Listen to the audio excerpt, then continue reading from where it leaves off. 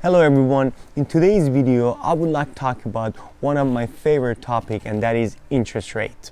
As you know, interest rate has been at its lowest for a long time, and that is fueling the demand for housing, and that is causing the prices to jump up. That's one of the reasons that is causing the prices to jump up, because as interest rates are low, the mortgage rates are going to be low. Therefore, people can afford to buy more expensive houses because their monthly payments are going to be lower. Therefore, their purchasing power is going to be higher.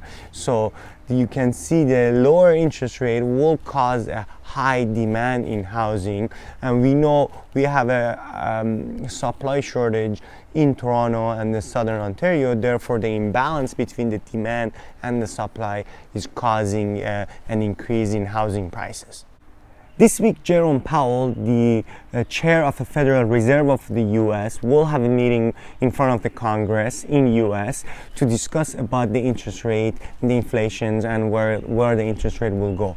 It's important to note that Canada will have to follow U.S.'s Federal Reserve, because that's what they've been doing forever, and also Canada's economy is so connected to US, so they have no choice but to follow the same decisions as the Federal Reserve is making on the interest rate. One way to evaluate whether to increase interest rates or not is to look at the inflation numbers. So far in US, we've had an inflation numbers of above average at 4.99% and about 4.16%. It's in Canada, the inflation numbers are not as high because Canada lags behind US in reopening of the economy. Once we know right now we have a lot of pent-up demand, especially in the service sector. So once things will open up, a lot of people will start spending money. This has already happened in US because they opened up couple of months ago. So that's why they're seeing a high inflation numbers.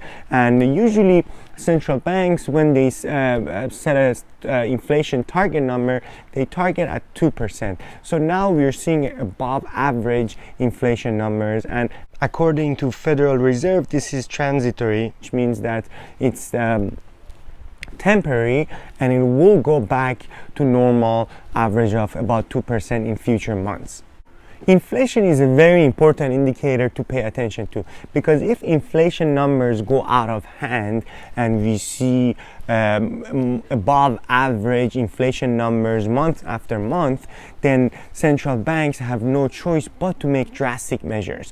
They did that back in 1970s and even in 2007, 2008, which some people claim that triggered the recession, that they jumped the interest rate, they jumped it up by 2 or 3% overnight to slow down the inflation, because they are very afraid of hyperinflation. And if something like that happens and they see that we're seeing high inflation numbers, then they're gonna jump and increase the interest rate by 2 or 3%, and that would cause a shock to the stock market, and eventually will cause a shock to real estate market, and it will substantially slow it down.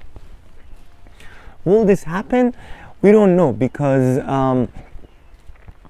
a lot of people argue that right now a high inflation number is causing by the government stimulus and help. So there's a lot of money and liquidity in the economy, and so people have the money and they're spending it, and that is causing the inflation numbers go up. But once this government and support ends, which will end at some point, then that will slow down the spending, and that would hopefully will slow down the inflation, and then at that point then the central banks will not increase the interest rate. So it's really important to see where the inflation number is going to be in the next few months. So as you can see, it's not as easy to just increase the interest rate to cool the housing market. It's not just easy to increase the interest rate, because the central banks and the Federal Reserve, they need to consider a lot of things before making this move, because it will have an impact to the economy, to the stock market and the housing market. So it's really important to pay attention to this number in the next little while, and that's what I'm doing. I'm following these inflation numbers to see if it's going out of hand. Then we know that the central banks will have to do something, and therefore we can make our next move wisely.